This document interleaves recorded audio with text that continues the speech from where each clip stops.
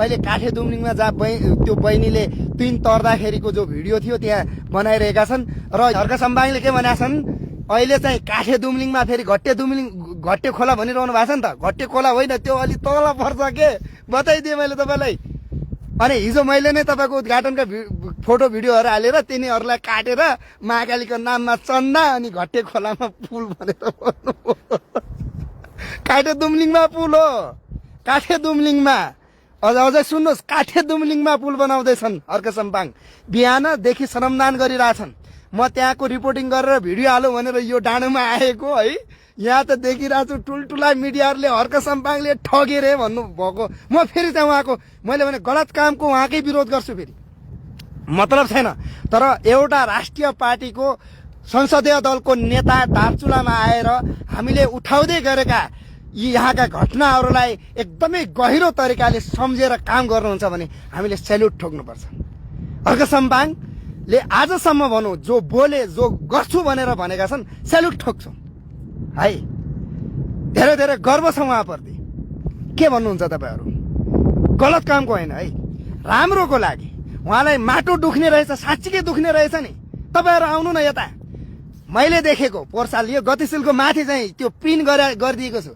यहाँका प्रधान सेनापति, यहाँका रक्षा मन्त्री, भौतिक पूर्वाधार मन्त्री, यहाँबाट निर्वाचित सांसद दार्चुला हेलिकप्टरमा आयो, भर्र चाहिँ उडेर चाहिँ माथि जाने।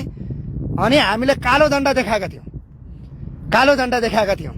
तपाईँहरू चाहिँ यहाँ सडकमा चाहिँ बजेट नहाल्ने अनि चाहिँ हेलीमा आएर राज्यको पैसा दोहन गर्ने है। के भन्ने साथीहरू, अब प्रष्ट हुनुभयो नि। मैले यो एआईबाट त बनाइरहेको छैन कि, फेरि चेक गर्नु होला। फेरि एआई होइन है। उतापट्टि पारिपट्टि इन्डिया, वारिपट्टि नेपाल। हर्क सम्पाङ देखिया छैनन्, उतापट्टि छन्। मैले चाहिँ यहाँको समस्या यो डाँडोमा आएर चाहिँ लाइभ के अरे भिडियो अपलोड गर्नु भनेर आएको अनि यहाँबाट त तपाईँहरूलाई बताइरहेको छु। कमसेकम यहाँसम्म त नेट चल्ने बनाइदिएको छ, सरकारलाई धन्यवाद है। अब यसपछि चाहिँ यहीँनिर टावर राख्यो भनेपछि दुमलिङमा अब फोन लाग्न सक्छ। मैले यहाँहरूलाई यही अनुरोध गरेँ।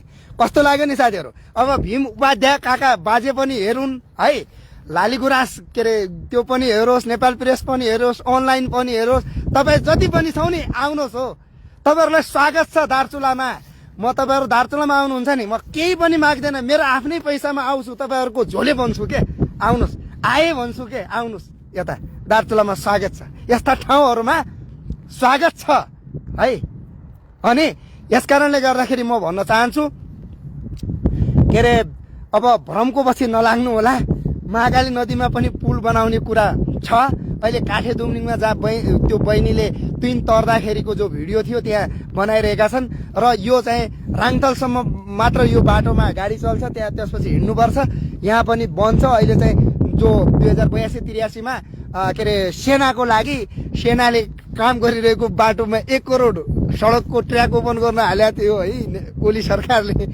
अनि 5 करोड चाहिँ के अरे त्यो सेनाको घर बनाउनको लागि। सेनाले भन्यो हामीलाई घर चाहिन्न, हामी बाटोमा काम गर्नको लागि आएका छौँ, बाटो बन्नुपर्छ। रोकाएको थियो फेरि त्यो है। त्यही बेला चाहिँ सेनाले फाइल अगाडि बढाउँदाखेरि वास्तै गर्नु भएको थिएन। बल्ल तल्ल अब बालेन प्रधानमन्त्री भएको 1 हप्तामै भनौँ यहाँका मान्यले पनि कुराकानी गर्नुभएको थियो। लगायत सबैले चाहिँ यहाँबाट खबरदारी गर्दा हर्क सम्पाङको टिम यही चैत्र 7-8 गते यता पुग्दा है यहाँबाट यो बुलन्द आवाज चाहिँ संसारभरि जाँदा अहिले चाहिँ त्यो रकमान्तर भएर अब दुमलिङसम्म बाटो पुगाउँछौँ भनेर सेनाले पनि भन्नुभएको छ। अब के हुन्छ हेर्दै जाउँ।